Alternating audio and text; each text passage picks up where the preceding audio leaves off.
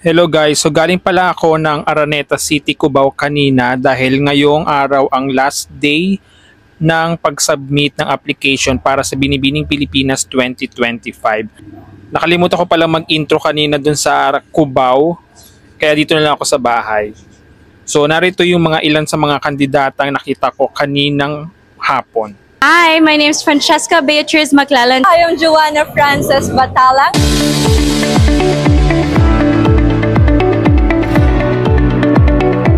Everyone, I am Tracy Rain Cruz from Makati City. I am Katrina Ann Castaneda Johnson. I am 27 years old.